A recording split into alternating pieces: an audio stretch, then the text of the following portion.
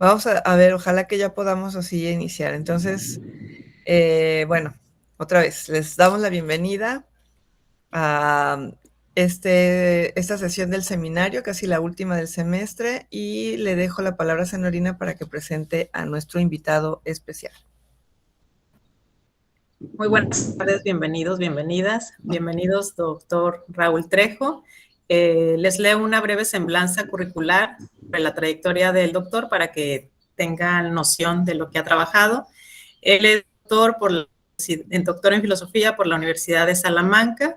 Actualmente es profesor investigador en la Universidad Autónoma de Chiapas, donde labora tanto en la licenciatura como en los posgrados. Ha sido coordinador de la licenciatura en filosofía y bueno, actualmente también es integrante de la Asociación Filosófica Mexicana, así como del Observatorio Filosófico de México. Y bueno, sus líneas de investigación sobre la que tiene diversos textos es la historia de la filosofía, filosofía mexicana y latinoamericana y sabiduría de los pueblos originarios. Doctor Raúl Trejo, bienvenido. Escuchamos lo que tiene para platicarnos el día de hoy. Gracias, señorina. Muchas gracias, Mónica, compañeros, amigos, colegas, todos de La Paz, Baja California Sur. Muy agradecido por esta oportunidad de estar con ustedes, por esta oportunidad de compartirles un trabajo que se concretó, pues ahora sí que en la publicación de un libro. Y bueno, para ir de manera inmediata a lo que les quiero compartir, voy a empezar, digámoslo así, con dos rodeos antes de llegar a lo que es el libro como tal, a los contenidos del libro como tal. Bueno, nada más para que no se olvide el motivo, se trata de este libro en torno a la filosofía, significados, usos y propósitos, que en realidad es una recolección de textos. Pero bueno, vamos al primer rodeo, y dentro del primer rodeo quiero traer a cuenta una serie de ideas y de planteamientos contenidos en este libro que se titula En el comienzo, Dios creó el canon, de Eduardo Rabosi.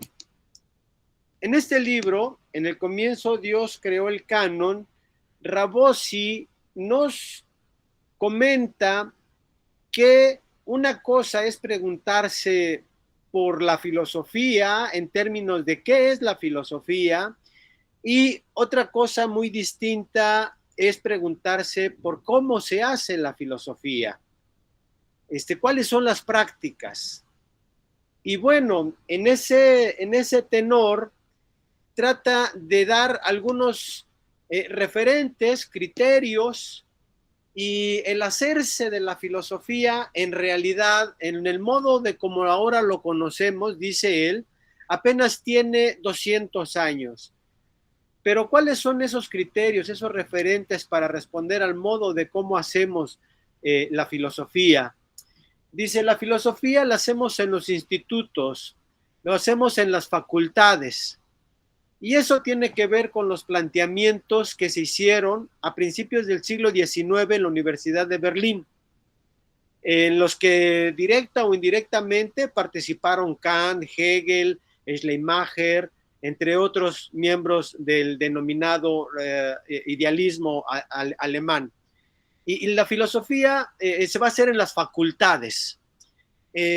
Otro criterio para responder a la pregunta sobre el modo en cómo se hace la filosofía tiene que ver con cuerpos profesorales, con cuerpos de estudiantes, tiene que ver con asociaciones, tiene que ver con congresos, tiene que ver con publicaciones, revistas, libros.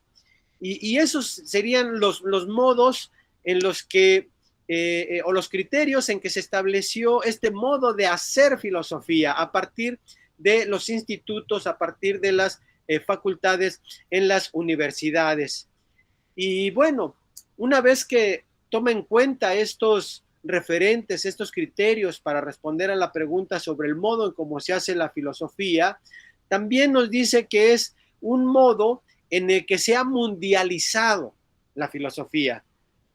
Ha llegado, pues ahora sí que a todos los países de hace 200 años hasta la época actual. Y en ese tenor, pues podemos dar un poco referencia sobre el estudio que hizo la UNESCO en el 2007, 2008, si no me equivoco, en la filosofía, una escuela de la libertad, y donde nos da cuenta que prácticamente, efectivamente, hay facultades e instituciones que se imparte la filosofía prácticamente todos los países en todos los continentes.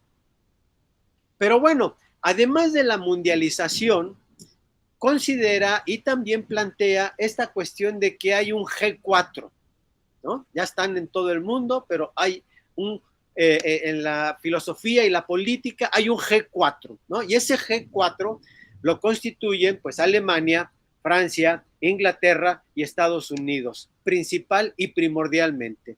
Y que ellos son los que de alguna manera van planteando las temáticas, los criterios, los asuntos, y pues ahora sí que el resto del mundo, pues somos prácticamente la periferia, ¿no? Somos, para decirlo en los términos incluso de Rabosi, reproductores de este canon.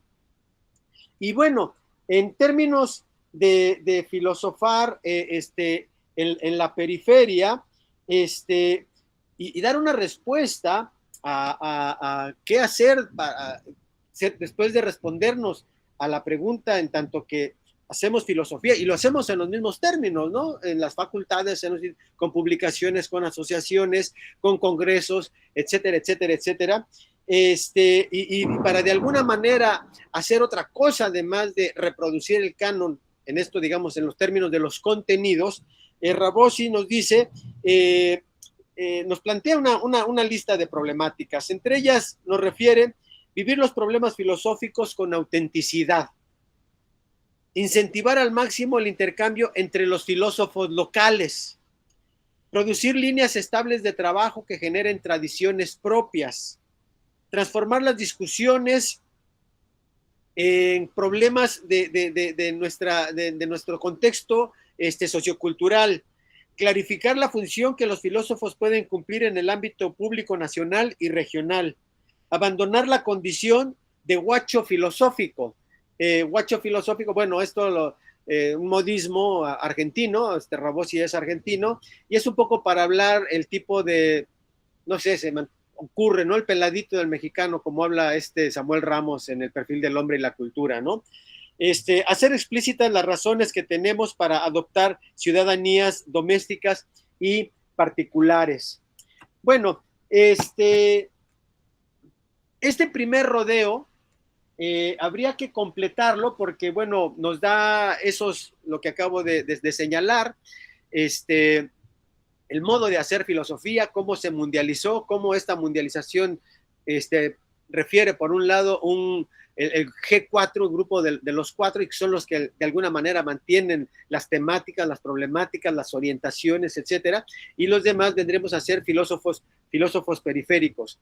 ¿Qué podemos decir con respecto a estos mismos criterios en el caso particular de México? Esto empezó, repito, en la reforma universitaria entre finales del siglo XVIII y principios del XIX en Alemania. Bueno, en el caso de México, voy a dar 2 o 3 referencias, nada más. Tenemos con que la Facultad de Filosofía, pues bueno, se inauguró con la Escuela de Altos Estudios, los nuevos programas de filosofía hasta 1910. En el siglo XIX no hubo universidad, se creó sí las instituciones como la escuela preparatoria a partir de la adopción del gobierno del positivismo como una filosofía oficial, pero no hubo universidad. En 1910, con la inauguración de la Escuela de Altos Estudios, es que se empieza otra vez a tener programas en filosofía. Y así se mantuvo prácticamente hasta mediados de siglo. doy aquí algunas referencias sobre cómo es que ha ido creciendo las facultades de filosofía o escuelas de filosofía en las universidades públicas, nada más. Es hasta los años 50 que se abren 5 programas de filosofía. En la Universidad de Nuevo León, en Guanajuato, en Veracruz y en la Universidad de Guadalajara. Hasta allí. Para los años 60 se abren otras cinco facultades o escuelas de filosofía. Esto es en la Michoacana de San Nicolás de Hidalgo, en Guerrero, en Chihuahua, en la Autónoma de Puebla y en Estado de México. En los 60. Me imagino yo que por la situación del 68, en los 70 no se abrió ninguna escuela en ninguna de las universidades públicas de los estados. Y hasta allí pues llevamos apenas 10 carreras o 10 programas de filosofía en las universidades públicas en la Ciudad de México y al interior de la República. Es hasta los 80s que hay otra serie de aperturas. Estamos hablando de la de Sinaloa, la de Morelos, la de Baja California Norte en el 86, la de Querétaro, Tlaxcala y Zacatecas. Y en los 90s solamente 3. Aquí tengo, según la referencia que tengo, Baja California Sur, entre el 89 y el 93. Ya ustedes allí nos dirán cómo está el asunto. Y finalmente, en las últimas dos décadas, las primeras de este siglo, están Nayarit, Quintana Roo, Chiapas, Oaxaca, San Luis Potosí y últimamente Durango. De manera tal que estas licenciaturas, programas en las universidades públicas todavía no están presentes en todos los estados. Tamaulipas, Sonora, Coahuila, Tabasco, Yucatán, Campeche, entre otros, ¿no? Por ahí son como 25 donde están presentes en los estados. Por un lado. Por otro lado, en los términos también de los institutos, hasta los años 40 es que se crea el Centro de Estudios Filosóficos en la UNAM y también una de las primeras revistas más importantes, ¿no? Filosofía y Letras. Y es hasta los años 60 en que ese centro de estudios se convierte en Instituto de Investigaciones filosóficas, con una orientación bien clara, ¿no? Allí los responsables, Villoro, Fernando Salmerón y Alejandro Rossi, ¿no? Con la filosofía analítica. También en el 68 se crea la Asociación Filosófica de México y en realidad no va a tener una serie de congresos, ahora sí, bien seriados. Sí hay una participación por allí, una coloquio en el 75, muy importante para una manifestación de la filosofía de la liberación, pero en realidad es hasta los 80s en que van a empezar los eventos más o menos seriados hasta la época actual, que ya nos toca por allí la edición 21, 22, por ahí no recuerdo muy bien. Pero es a partir de los 80s. Y pues bueno, también a partir de los 80s es de que hay una diversidad también de revistas, ¿no? Ya como que creció la población de la filosofía. Y otro referente a propósito del canon, que todavía tengo por allí pendiente revisar, es de que prácticamente los programas de las licenciaturas tienen un alto porcentaje en los términos de los contenidos de el canon, ¿no? La historia de la filosofía y la filosofía vista desde las problemáticas, dejando apenas algunos espacios para lo que pudiera denominarse, no sin problemas, filosofía mexicana o filosofía en México.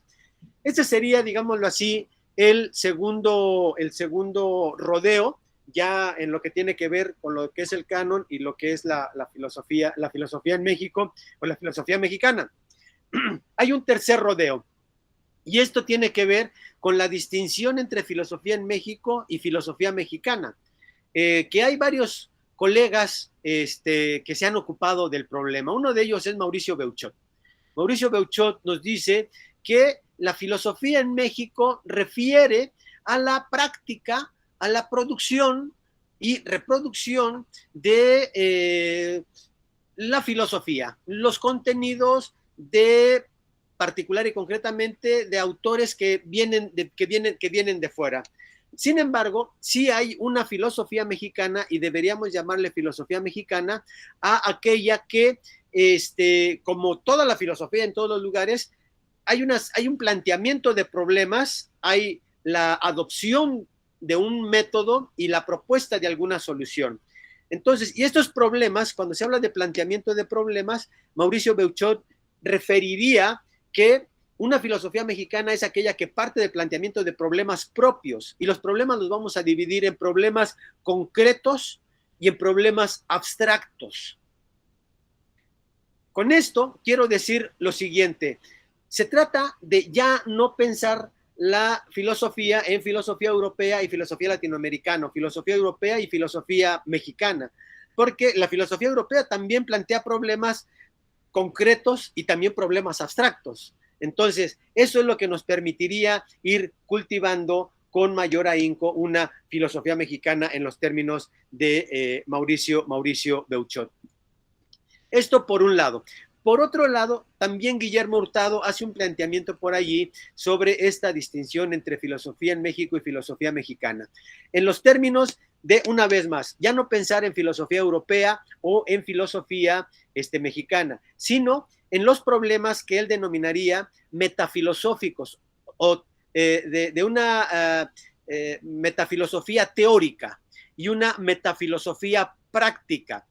Dentro de lo que él denominaría una metafilosofía teórica, se trata de responder a la esencia, a la naturaleza o al significado de la filosofía. Y nos da un ejemplo en el caso de Europa, ¿no? Tenemos allí en el caso de Wittgenstein, en la época contemporánea. Y en la época contemporánea también, en el caso de México, tendría un José Gauss con su planteamiento de la filosofía. Y de igual manera, para responder a la metafilosofía práctica, dice, en la antigüedad, un ejemplo claro es el de Sócrates, que trata de responder a la situación en la que vive Atenas junto con los sofistas. O también a Marx y el problema de la ideología alemana, ¿no? En el caso de México, tiene que ver particularmente estas respuestas que intentan dar Antonio Caso con los discursos a la nación mexicana o mismo Samuel Ramos.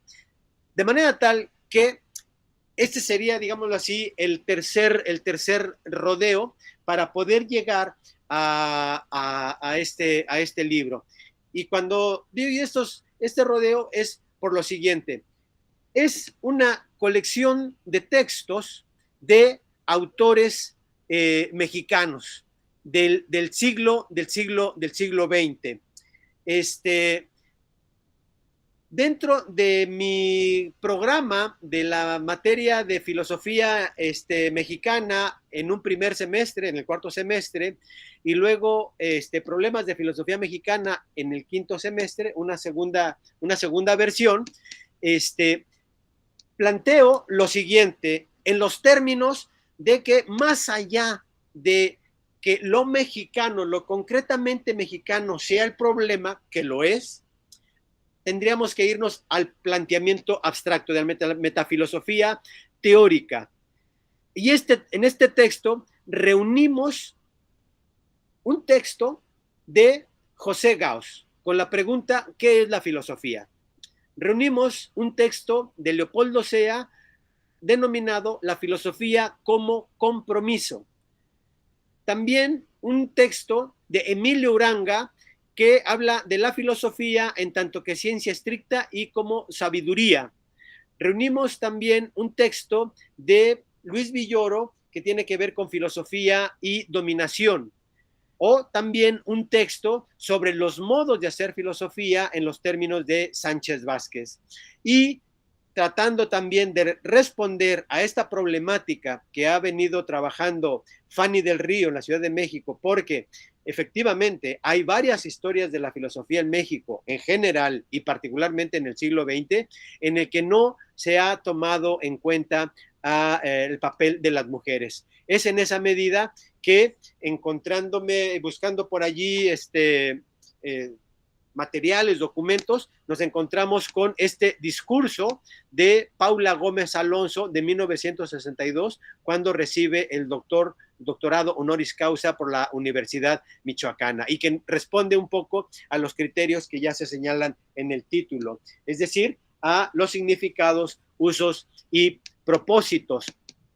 Y pues bueno, en realidad había más textos, ¿no? Había más textos, y desde esta perspectiva un poco más amplia que se planteó inicialmente, pues teníamos textos de Antonio Caso y de José Vasconcelos y sus críticas al positivismo a principios del siglo XX, al considerar y al plantear una recuperación y hacer un replanteamiento sobre la metafísica, una metafísica, yo me atrevería a decir, original, abrevando de Nietzsche, abrevando de Schopenhauer, abrevando del mismo Kant, de Bergson principalmente, también entre finales del siglo XIX y principios del XX, y considerar a la filosofía como una forma de pensamiento frente al pensamiento religioso y frente al pensamiento mítico, ¿no? Esa sería, digámoslo así,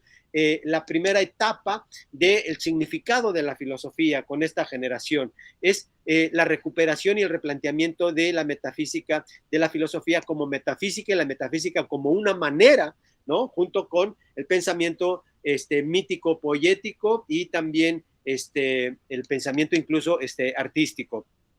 Bien, luego habría un segundo momento, principalmente en el que estarían Gauss y también Samuel Ramos, donde hay un significado de antropología filosófica. La filosofía es antropología filosófica, principal y primordialmente. Y un tercer momento en el que la filosofía tendría que ver ya más con un acento en lo epistemológico, o bien un acento en la filosofía política. Estamos hablando allí particular y concretamente, y de acuerdo a los autores que recuperamos, de Luis Villoro y de Sánchez Vázquez.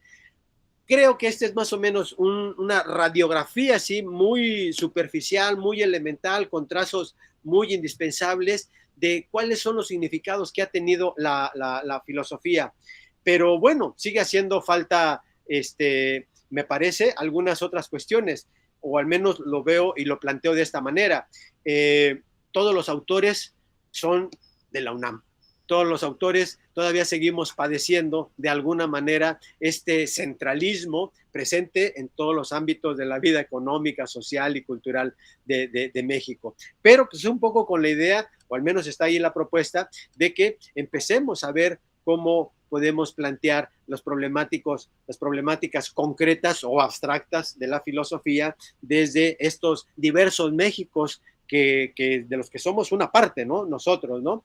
Y bueno, como último apunte está la cuestión de que convocamos a un grupo de profesores y de estudiantes para que hicieran una presentación del texto, ¿no? Un poco incentivando el diálogo entre los autores ya consagrados del siglo XX y nosotros, entre profesores y estudiantes.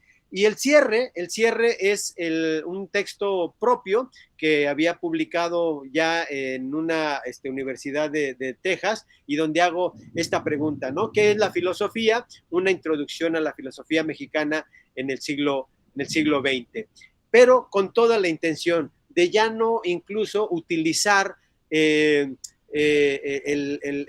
adjetivo de mexicano, simple y sencillamente que es filosofía, porque me parece que estos materiales sí fundamentan ya un ejercicio filosófico, digámoslo así, profesional, en el que también van oscilando las diversas problemáticas, tanto abstractas como concretas. Si bien el texto se refiere en términos generales a la metafilosofía teórica, pero bueno, también de alguna manera están asuntos de ética, están asuntos de la política, la cuestión de la ideología, entre otros temas. Y pues bueno, eso es lo que hay con respecto a este libro y un poco la intención de compartirlo con todos ustedes. Me hice el propósito, no lo conseguí en un 100%, pero además de la edición, pues me encargué de comunicarme con la mayor cantidad posible, o casi todas las licenciaturas de universidades públicas y compartir el texto, ¿no? Me regresaron por allí algunos que no los alcanzaron a recoger, nada más son de 2, pero de ahí para allá creo que en la Universidad de Baja California, en Tijuana Norte, también allí lo mandamos, a Chihuahua, bueno, a casi todas las 25 licenciaturas y poquito más, ¿no? Pero bueno, pues allí está la propuesta, allí está lo que contiene este libro y también la propuesta de ver hasta dónde es posible empezar a fortalecer una red, ¿no?, sobre nuestros conceptos de la filosofía, de cómo la practicamos, además de el tono y la perspectiva académica. Y pues bueno, pues muchísimas gracias, sería lo que tengo que compartirles y pues espero también los comentarios, las observaciones y las críticas que irremediablemente lo voy a tomar como un enriquecimiento. Muchísimas gracias. Pues muchas gracias, doctor. La verdad está muy interesante el planteamiento que nos hace de cómo surge en México, ¿no? De este primer rodeo que dice de cómo van surgiendo las carreras en nuestro país. No sé si, bueno, a mí me interesaría, ahorita le dejo la palabra a Sanarina, pero mire, es que tenemos estudiantes, creo que es la carrera de Ciencias Políticas, Arely, o alguno de los chicos que me responda, ¿es Ciencias Políticas la carrera? No, es de lenguas modernas. Ah, de lenguas modernas, ok. De Entonces, estudios culturales. ok, de estudios culturales. Entonces, me parece súper importante que estén ellos aquí para que pudieran, pues de alguna manera, a través de sus comentarios, ¿verdad? No solo de su libro, sino de lo que usted nos pueda decir, porque el subtítulo del libro dice usos y propósitos, ¿no? Entonces, porque ¿cómo podrían ellos, eso, usar la filosofía? ¿Cuál sería la utilidad que podrían encontrar ellos como estudiantes no de filosofía, sino de otra carrera, pero que es una carrera que tiene que ver con las humanidades o con las ciencias sociales, usar la filosofía? Pues bueno, me voy a pegar un poquito porque traemos a cuentas ese término principalmente por dos de los textos. El de Paula Gómez Alonso, según el cual podemos revisar el texto, se trata un poco de apuntalar la dimensión humana del ejercicio filosófico, o del humanismo, o de filosofías o las doctrinas del humanismo. Por un lado, en términos muy generales, la cuestión educativa, ¿no? La cuestión de responder a problemáticas de acuerdo a los contextos históricos. Refiere por allí, si no mal recuerdo, parte la resolución que dieron a las problemáticas que estuvieron viviendo a principios de la denominada conquista, gente como Alonso de la Veracruz, como Vasco de Quiroga, o bien con respecto al tema de la independencia, ¿no? Que son planteamientos de filosofía política, ¿no? También un poco de ética. Es esta respuesta a las problemáticas. En la actualidad tenemos este problema de la enseñanza de la filosofía a nivel institucional, ¿no? Y cómo la filosofía se relaciona con otras materias, con las humanidades, sin que sean necesariamente humanidades, o estudios culturales. Hay una relación, me parece, muy, muy fuerte. Y el otro texto que sobre los usos o los modos, es el de Sánchez Vázquez, ¿no? Sánchez Vázquez nos refiere, siempre desde su perspectiva de la filosofía de la praxis de la política, ¿no? Tenemos lineamientos, tenemos criterios, tenemos ideologías de diversas posturas políticas, pero hay también momentos en el que si nos queremos ir un poco a las raíces, a la fuente, en términos conceptuales de qué es la política, ya entramos en el terreno propiamente filosófico, ¿no? O en la práctica de la ciencia también. Tenemos ya algunos planteamientos, algunas orientaciones, pero cuando nos vamos más allá de estas, cuando vamos al cuestionamiento de los conceptos, a la crítica de los conceptos, ya estamos en el terreno de la filosofía, o incluso en la práctica de cualquier, de las artes, ¿no?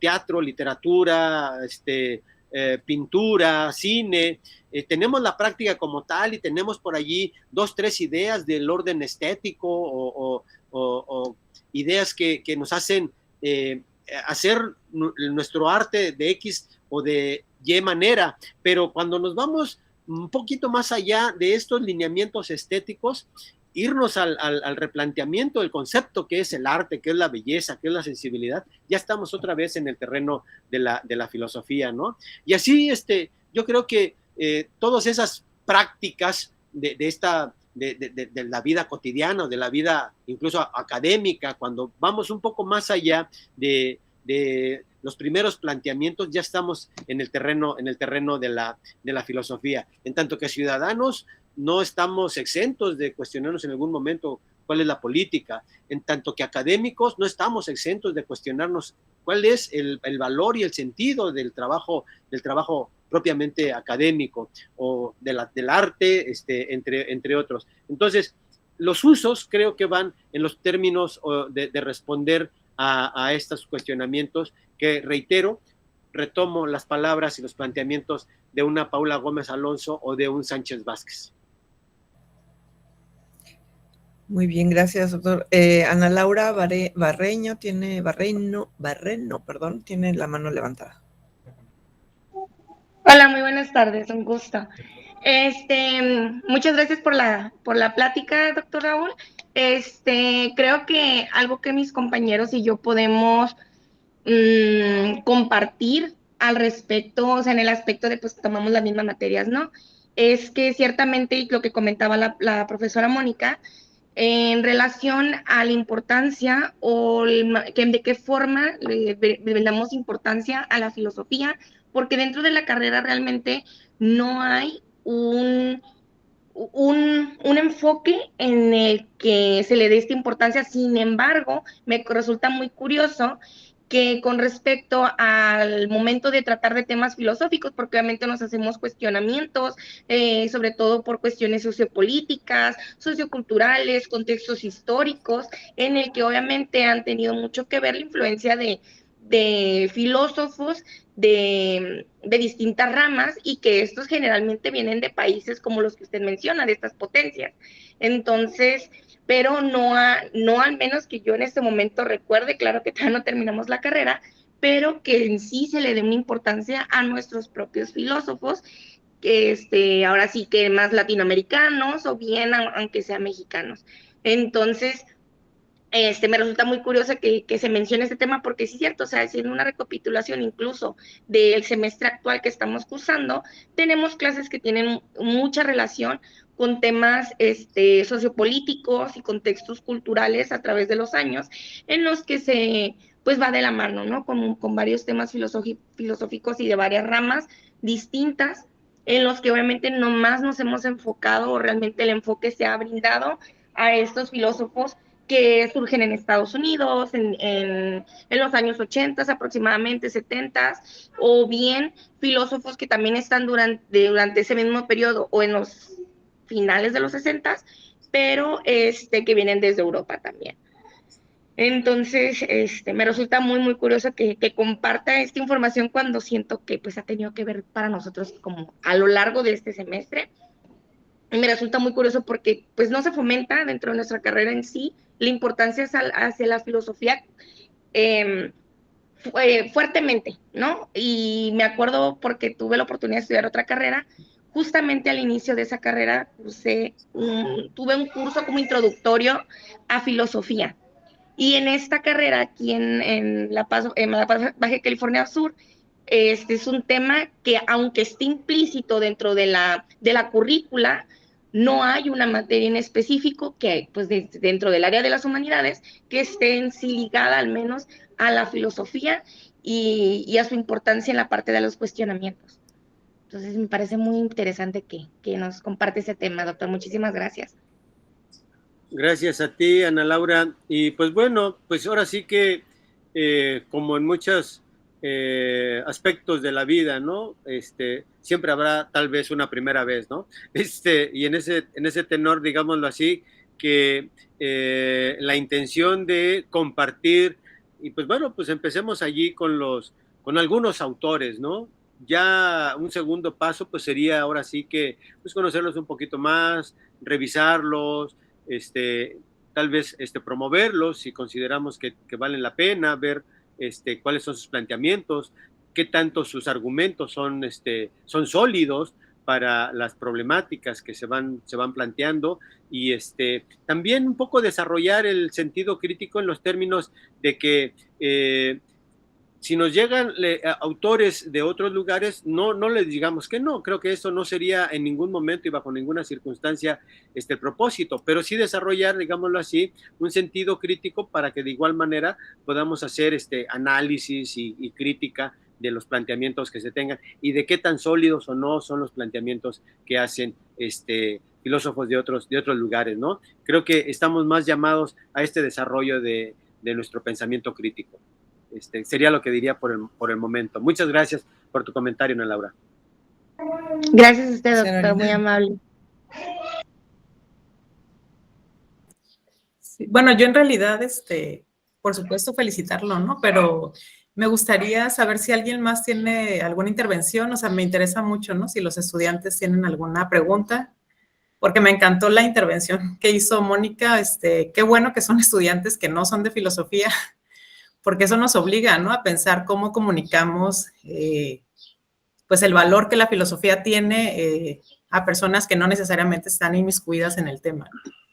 Entonces, no sé si alguien más de los que están aquí en la... Yo tengo ahí una pregunta. Arelia, adelante. ¿Sí?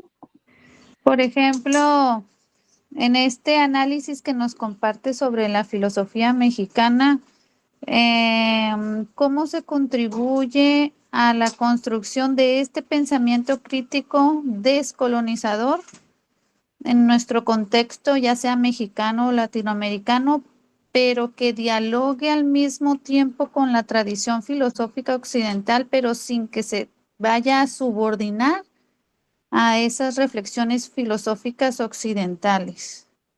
¿Cómo es ese diálogo desde el análisis del pensamiento crítico que vaya orientado hacia descolonizarlo al mismo tiempo?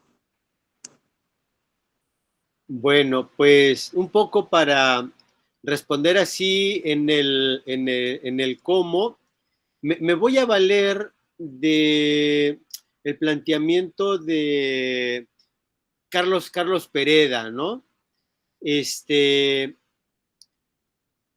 Con lo que él denomina cuatro reglas para abordar nuestras creencias, ¿no? O problemáticas que se exprese a través de nuestras creencias. Sería, digamos, allí la primera regla. La segunda regla es más cortita, es fijarnos bien en las palabras, hacer siempre análisis de los significados de las palabras. Una tercera, si no mal recuerdo, tratar de no caer en lo que él denomina vértigos argumentales, que nuestros argumentos no vayan supeditados a otras cosas que no tengan que ver con el planteamiento de razones y de nuestras tesis, ¿no?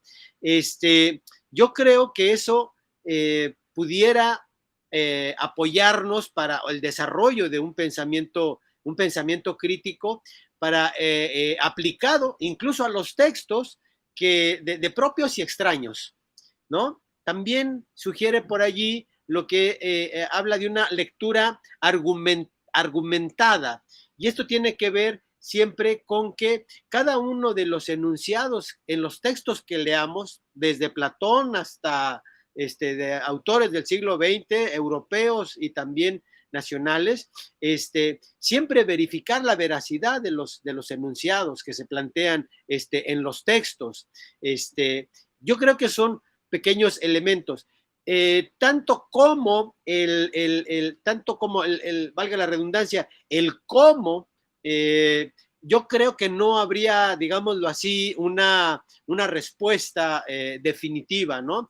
Yo ahorita traigo a cuenta estos planteamientos de Carlos Pereda y que pues habría que ponerlos en ejercicio, habría que aplicarlos, ¿no? Hacer lectura argumentada y también abordar nuestras creencias con planteamientos de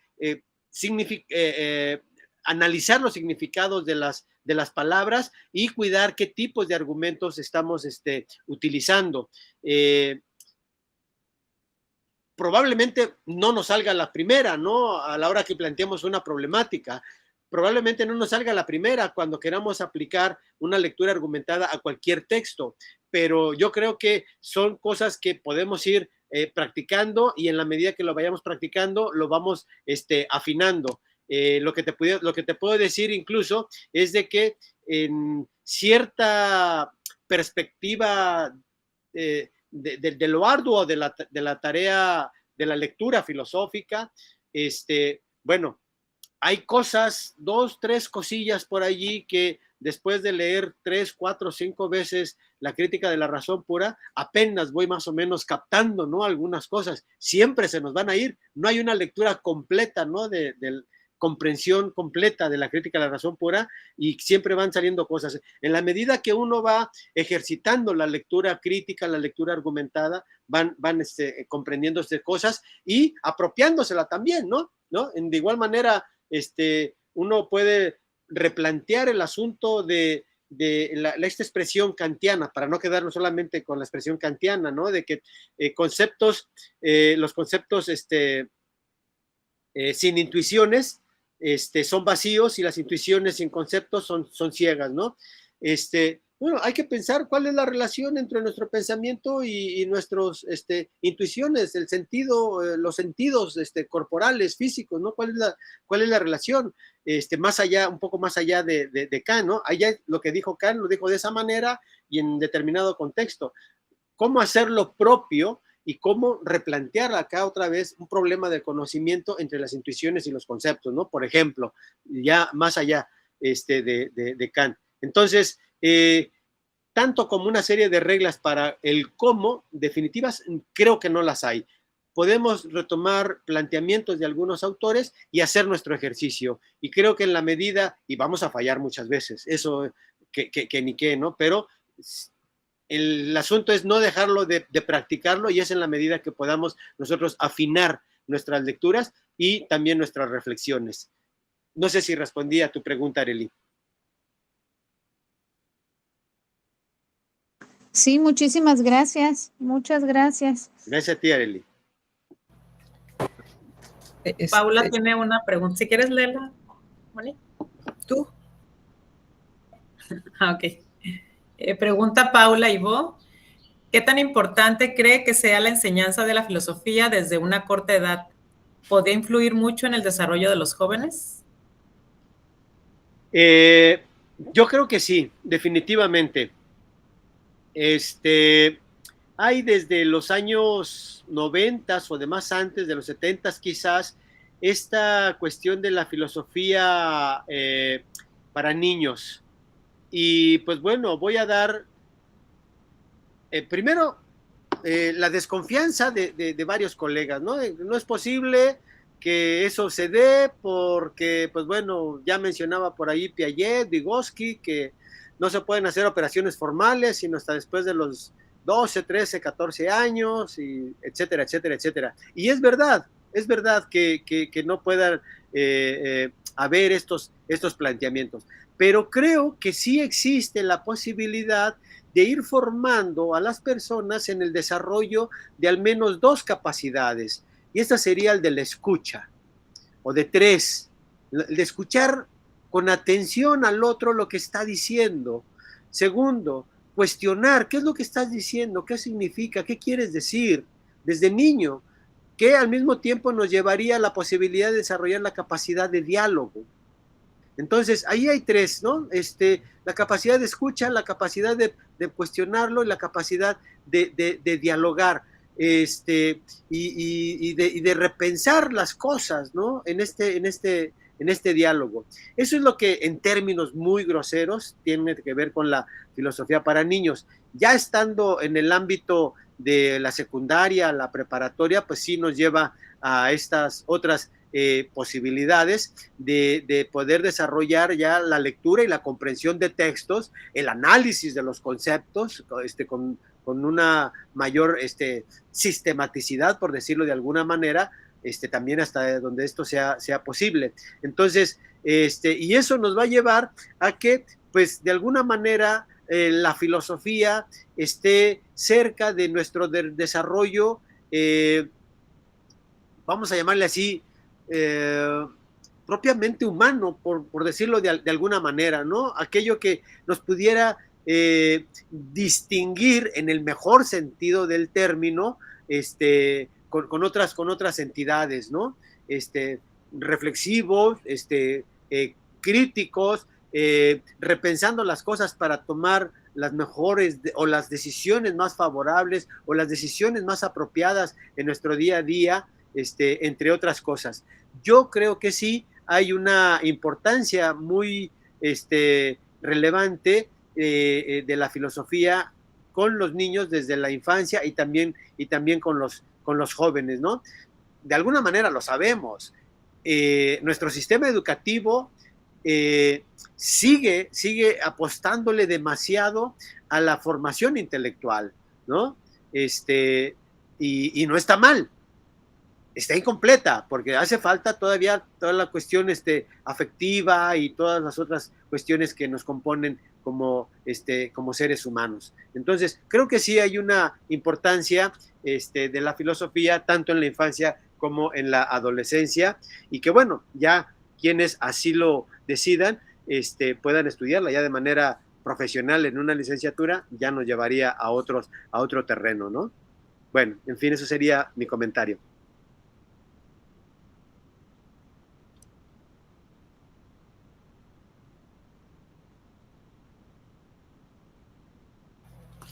Bueno, ¿alguien más tendría alguna pregunta o comentario, jóvenes? Miren, este es el libro del doctor. A ver si se ve bien. Sí, en torno a la filosofía. Ay, no sé si se ve bien. Tenemos un ejemplar en el CIF. El CIF es por si no saben, es pues un espacio que tenemos en la carrera de filosofía que está en el edificio de, ¿cómo se llama, Senorina? ¿El V? El V en la planta alta, y ahí tenemos un pequeño espacio pues bibliográfico, ¿verdad? Y ahí tenemos un ejemplar del doctor por si tienen la curiosidad de verlo. Es el edificio 28. A mí me parece también muy interesante, pero bueno, antes de yo decir algo, ¿alguien más no tendría alguna pregunta o comentario, jóvenes? No, nadie se anima. ¿Y los no tan jóvenes que andan por ahí? Que ahí anda el compañero Víctor Márquez. Bienvenido, Vic. Y José Antonio Beltrán. Adelante, Vic. Bienvenido. Hola, buenas tardes. ¿Qué tal, Raúl? Hola, no, pues Víctor. una disculpa porque las tareas de la burocracia universitaria no perdonan y de repente se le va uno el tiempo y el cambio de horario de aquí a La Paz, pues también, ¿no? ¿En dónde estás? Diles para que En Ciudad Juárez, en Ciudad Juárez. la mera frontera. Bueno, tenía mucho interés en escuchar la propuesta de Raúl Trejo, pero ya nada más me tocó escuchar el comentario sobre mi querido maestro Carlos Pereda, que pronto lo tendremos ahora aquí en julio. Pero me voy a permitir hacer un comentario ahí sobre la filosofía, porque de repente en la misma práctica docente y en la investigación se topa uno con que de repente se nos olvida que existen dos tipos de filósofos, ¿no? Existen los filósofos académicos, los que tienen una formación propiamente profesional, y luego los filósofos que andaban haciendo otras cosas, pero sus preocupaciones en esas otras cosas los llevaron inevitablemente al terreno de la filosofía, ¿no? Y a veces los tratamos a estos segundos tipos de filósofos como si fueran de los primeros, ¿no? Entonces les queremos achacar un sistemas totalmente compuestos y de conceptos como si fuesen filósofos académicos, y creo que hay una buena parte de la literatura que se puede claramente identificar con esta forma de tratarlos, ¿no? Uno de ellos evidentemente es Wittgenstein, ¿no? Quien tenía una preocupación más técnica, más enfocada hacia problemas muy abstractos de la filosofía de las matemáticas, y que es casi como llega a la filosofía, y de repente quienes estudian a Wittgenstein lo tratan de asociar con corrientes de pensamiento académicas de su época o inmediatamente antes, ¿no? Entonces, de repente me parece que esos estudios, pues, digo, a veces logran echar alguna luz sobre lo que realmente quería decir el pensador, pero las otras veces, o la mayor parte de las veces, a mi juicio, resultan desorientadoras, ¿no? Y no sé si tú en alguna ocasión en tu libro tratas de ese tipo de distinciones, Raúl. Ya, así en los términos que los planteas, en el libro no. Pero sí lo he pensado allí un poco en términos de, ahora sí que autorreflexión y autocrítica de lo que pudiéramos denominar, y como bien lo señalabas, ¿no? Somos miembros de una filosofía académica, ¿no? Estudiamos filosofía y estamos dando clases de filosofía, y curiosamente, pues bueno, Descartes, Spinoza, Leibniz no fueron filósofos académicos, ¿no? Pero también ya están, Hegel por ahí se encargó de ponerlos como parte del canon de la historia de la filosofía moderna. Mismo Locke y Hume, ¿no? Creo que sí Berkeley sí era más un poco más académico. En el siglo, bueno, la máxima expresión de los filósofos académicos, Kant y Hegel, ¿no? Creo que allí está. Y luego todavía en el siglo XIX tenemos otro conjunto de filósofos que no son filósofos, no fueron filósofos académicos, ¿no? Prácticamente, pues ahora sí que los que plantearon la diversificación de la filosofía, empezando por Schopenhauer, ¿no? Que lo intentó, pero que no lo dejó por ahí Hegel, o mismo Marx, ¿no? Tampoco fue filósofo académico, y Kierkegaard también, ¿no? Pues el que era académico, y pues bueno, fue allí en este caso particular Comte. Nietzsche tampoco lo fue.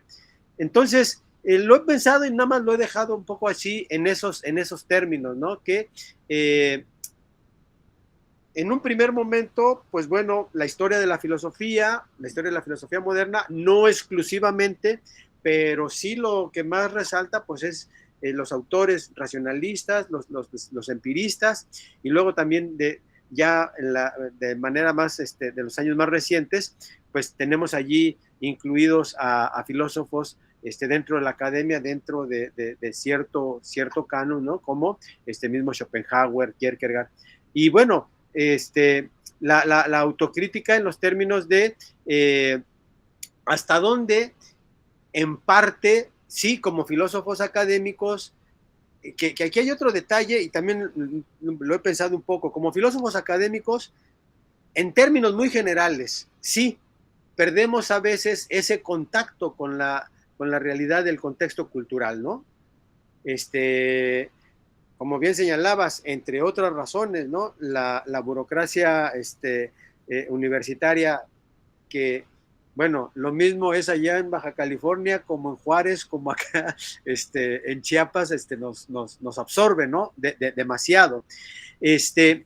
Bueno, sería un poco esto, hacer el esfuerzo, ver estas posibilidades de cómo mantener esta condición académica de claustro, pero también hacer estas relaciones con el contexto histórico cultural, o incluso también, en la medida de lo posible, de lo histórico cultural hacia el interior de la academia. Un detalle así muy, muy general y muy global, Antonio Caso, hasta el año 46 en que vivió, mantuvo muchas polémicas en los periódicos con varios autores, ¿no? Empezando por la universidad, en una polémica con relación con los positivistas, ¿no? Con los que quedaban. La polémica con Lombardo Toledano en los años 30 sobre el marxismo, y otras polémicas. A partir de los años 50 y después de la Segunda Guerra Mundial, profesionalización de la filosofía significó, entre otras cosas, el concentrarse en el claustro y el no estar en la plaza pública polemizando temáticas que estuvieran allí presentes. Y paralelamente, el desarrollo de la televisión y de lo que actualmente algunas gentes han llamado opinadores. Ya no es polémicas con las problemáticas como se dieron en los medios de comunicación. Entonces, ese es otro referentes de la historia de la filosofía en México. Entonces, sí, totalmente de acuerdo, volviendo a tu planteamiento inicial con relación a esta distinción de los dos tipos de filósofos, y sí, definitivamente, en el caso de Wittgenstein, que tenía una serie de planteamientos y que, pues, queriendo que no la cosa, pues bueno, ya ha estado dentro de la academia, cuando él, pues en realidad estaba en otras circunstancias, en otra dimensión, en otra situación, etcétera. No sé si haya respondido a tu pregunta, estimado Víctor. Sí, muchas gracias, Raúl. De hecho, ahorita que tocas el caso de México, bueno, tú lo has estudiado bastante, de hecho tienes una buena parte de tu producción dedicada a la filosofía mexicana. Y me parece que, bueno, mi apreciación totalmente desde el desconocimiento es que la filosofía mexicana previa a la llegada de los trasterrados fue bastante autóctona, pues, y digamos, con ese influjo del positivismo, que es más bien parte de un ambiente general del afrancesamiento que vivimos en toda la América Latina durante, sobre todo la segunda mitad del siglo XIX. Pero ahorita que mencionabas las polémicas de Caso, me vino a la mente una plática un tanto a la chacota que tuvimos ahí, algunos colegas que tú conoces, como Roberto Sánchez y Carlos Gutiérrez y Alonso, que está allá en Simsur, sobre Emilio Uranga y su pleito con los literatos, particularmente con Paz y con todo esto, ¿no? Y a la vez esta función un poco o un mucho oficialista de Uranga, como del régimen, del antiguo régimen, ¿no? Y tú, mi pregunta va para lo siguiente, ¿y tú cómo ves ahorita el panorama de la filosofía actual mexicana?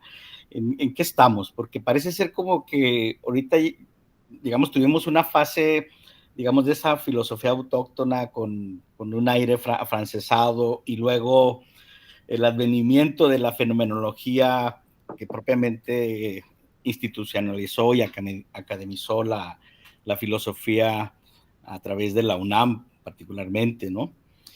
Y luego después una especie de salirse del aula otra vez y buscar los espacios públicos para la discusión, y luego este tipo de, ¿cómo le podríamos llamar? Sainetes que se dieron entre los intelectuales, literatos y todo esto, y los filósofos, a medio camino entre el oficialismo y el academicismo, y bueno, también con la muerte relativamente prematura de Emilio Uranga, ¿no? Que yo creo que era aparte por su ruptura también con su mismo grupo y con sus maestros, ¿no? Entonces, mi pregunta va más bien, ¿y tú cómo ves ya más recientemente el panorama de la filosofía en México? Gracias, Víctor. Voy a intentar plantearlo, digámoslo así, una apreciación en tres, cuatro enunciados. Sí, evidentemente creo que la práctica filosófica, la práctica académica filosófica está más que claro, ya no es solamente en la Ciudad de México, ¿no? O en las principales ciudades, Ciudad de México, Monterrey, Guadalajara, ya está, ¿no? Ahí está un primer hecho, ¿no? Ya. En segundo lugar, tiene que ver esta cuestión de que hace falta todavía, sí hay una, vamos a llamarle así, reproducción del canon, sin ningún afán peyorativo, tampoco de decir que ese debiera ser el asunto. Simple y llanamente, allí están los contenidos, los que estamos en la academia, pero también veo ya esta preocupación por ver tanto las inclinaciones abstractas y teóricas como las preocupaciones prácticas y concretas. Creo que eso ya también está habiendo. Con respecto al asunto de filosofía mexicana, filosofía en México, definitivamente hay ya planteamientos totalmente distintos a lo que hizo en su momento Samuel Ramos, José Gaos, el mismo Emilio Uranga. Ya hay planteamientos distintos. Entonces, serían estos tres enunciados, ¿no? Ya no hay un centralismo, ya hay también un posible equilibrio entre lo académico y lo extraacadémico, lo teórico y lo práctico, y también hay planteamientos nuevos sobre la filosofía en México o la filosofía mexicana, incluso que, pues bueno, nada más por dar un referente, el caso de La jaula de la melancolía de Roger Bartra viene a ser un parteaguas entre lo que hubo antes y se dejó y lo que ya se ha venido planteando, ¿no? Son preocupaciones que ahí están y también están en la polémica, tanto Carlos Pereda, ¿no? Que a él no le gusta, una de las últimas intervenciones que lo vi ahí en el Palacio Legislativo, no le gusta la expresión filosofía mexicana, pero yo me atrevería a decir que lo que hace en buena medida tiene una fuerte carga de lo que, sin que le llame filosofía mexicana, es filosofía mexicana, ¿no? Pero bueno, y ya platicando con él en este libro de Pensar México, uno de sus últimos libros, donde desarrolla un poquito más lo que él denomina los vicios coloniales, ¿no? al final de cuentas termina reconociendo de que sí hay una necesidad de cómo filosofar para seguir haciendo patria, ¿no? Sin caer en lo que él denomina en el entusiasmo nacionalista. Y creo que por allí va un poco el asunto. Serían estos tres enunciados. Ya no es centralista, hay una oscilación entre lo académico y lo extraacadémico, lo práctico, lo teórico, lo abstracto, lo concreto, y también entre lo que se denominaría filosofía en México y filosofía mexicana. Eso sería más o menos mi perspectiva sobre cómo lo veo. Y que, pues bueno, todo apunta y apuntaría, espero que salga, un poco hablábamos con la doctora Mónica, lo que se está haciendo la filosofía en el bachillerato, tiene que apuntar a un cierto, vamos a llamarle, pluralismo en la filosofía, y somos los primeros convocados a tratar de inyectar un poco estas perspectivas dialógicas, críticas, en el nivel de la educación media superior. Esa sería mi perspectiva, Víctor, y que bueno, espero no ser ingenuamente optimista, ¿no? Pero creo que ahí hay varios puntos que de alguna manera corresponden a lo que enuncio. Pues bueno, gracias también por la pregunta, Víctor. No, gracias a ti y un abrazo y saludos a la gente de por allá. Saludos por allí a Roberto, coincidimos en la Michoacana en los años 90. Sí. Maestro Trejo, ya para y casi ir cerrando, a mí me gustaría mucho, sobre todo por la presencia de estudiantes, a quien agradezco mucho que estén aquí con nosotros, a la maestra Areli que los ha invitado, una especie de reflexión, conclusión sobre cuál sería la importancia de la filosofía para ellos en una carrera como esta que se llama Lengua Modernas, en la que es una carrera en la que hay muchos estudiantes y es una carrera más concurrida, que tienen como panoramas culturales, si no mal entiendo, ¿verdad? La currícula de la carrera, del alemán, el inglés y el francés, me parece. Pero yo creo que en ese sentido del que hablaban de los filósofos que no son académicos, ¿verdad? Sino que a final de cuentas como seres humanos siempre nos planteamos problemáticas existenciales, humanas, ¿no? Entonces un poco para que ellos como estudiantes que digan ay, que valió la pena que hayan estado aquí hoy con nosotros, una especie de reflexión en la que ellos pudieran más o menos empezar a pensar la filosofía. Sale, gracias. Pues bueno, voy a tomar dos posibles referentes, y uno tiene que ver con esta cuestión de cómo se repiensan cuestiones tan elementales, tan básicas, tan normales, tan a flor de piel, que muchas de las veces pues nada más lo practicamos, pero no lo reflexionamos, como la lengua, ¿no? Nuestra lengua, ¿no? En español, castellano, etcétera, ¿no? El primer referente es, una vez más, José Gauss. José Gauss, después de la Segunda Guerra Mundial, y que él, pues bueno, la vivió indirectamente, además de su problema con la guerra civil en España, pero la Segunda Guerra Mundial a él lo llevó a pensar en lo que él denominó el pensamiento de lengua española, porque no figuraba en el canon, no figuraba en lo que incluso él mismo no le llamaría filosofía, que filosofía es la alemana, la filosofía es la inglesa, la filosofía es la francesa, y la alemana por encima de la inglesa y la francesa, de acuerdo a su misma formación. Pero sí, en esta reconfiguración que nos dejó la Segunda Guerra Mundial, fue necesario pensar el pensamiento de lengua española, y así publica un libro. Y así hace una antología. Para decir, aquí,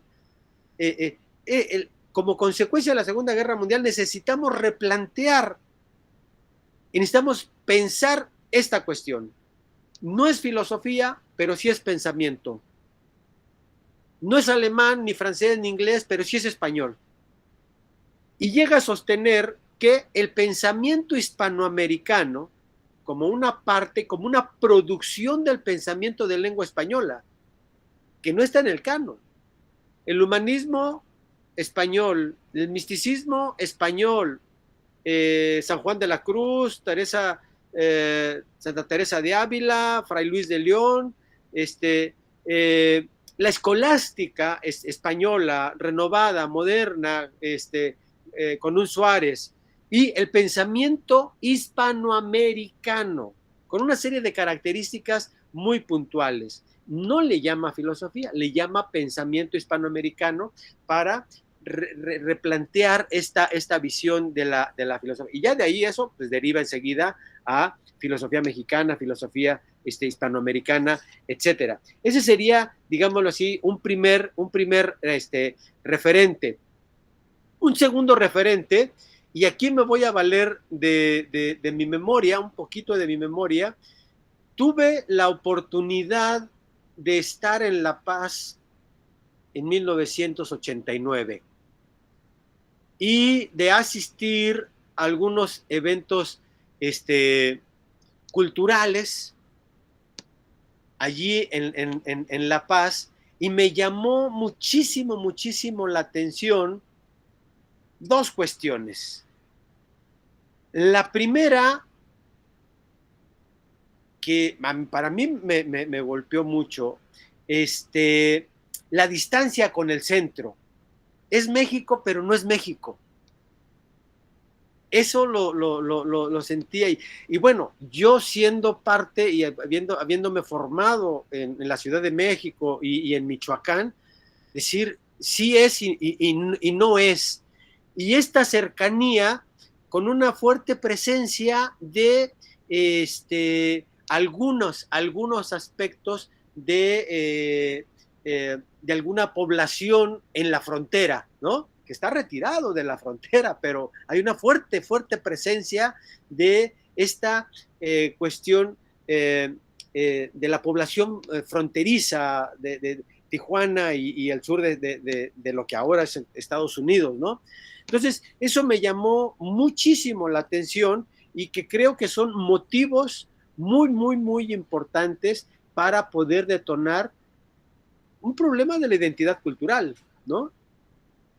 Luis Villoro lo plantea por allí en los términos de que no solamente la importancia y la trascendencia de la reflexión sobre la identidad cultural, sino el proyecto que podamos elaborar, ¿no? No solamente el voltear hacia atrás en la historia para ver los rasgos, sino a partir de esos rasgos ver qué identidad podemos construir.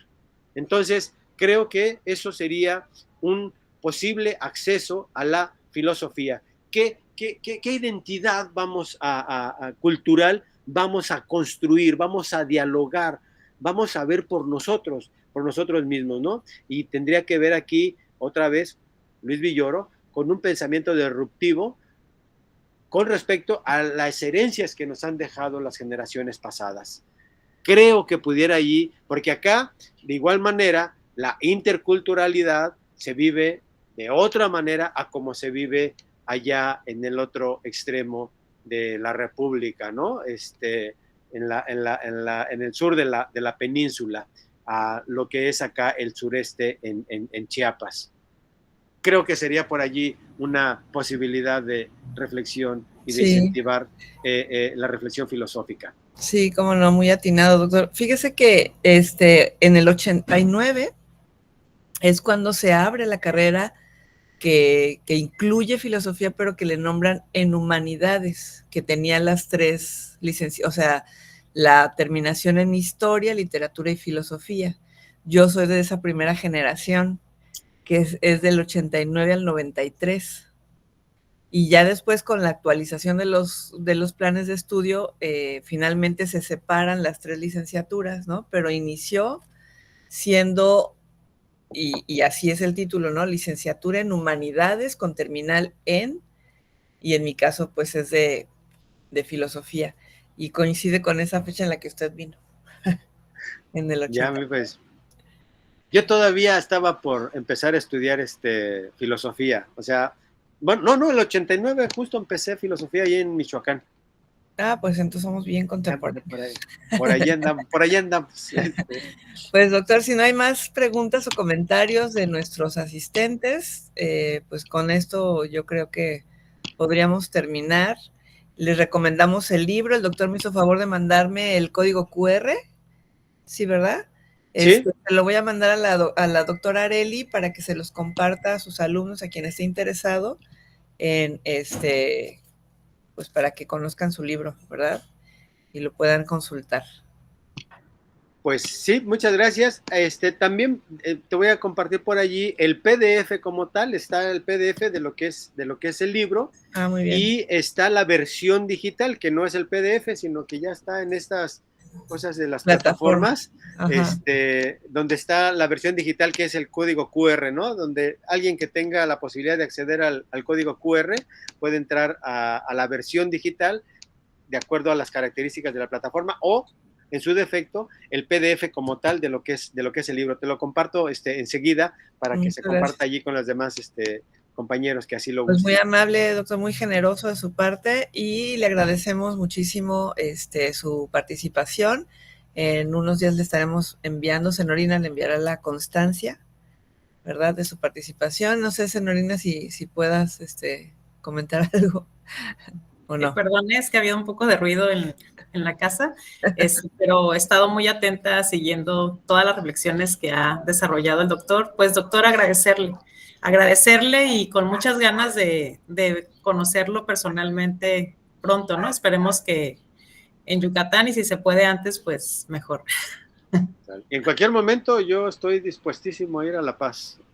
Encantados, ¿no? De la única vez que he visitado es en el 89, yo quedé encantado con La Paz, me gustó mucho, y sí tengo pendiente de volver de regresar. Perfecto, pues ya estaremos tramando algo. Y muchísimas gracias a los estudiantes y profesores y profesoras que nos acompañaron. Nos vemos en la siguiente sesión de seminario. Que tengan una bonita tarde. Hasta luego. Gracias. Pues muchas gracias. Hasta luego, estamos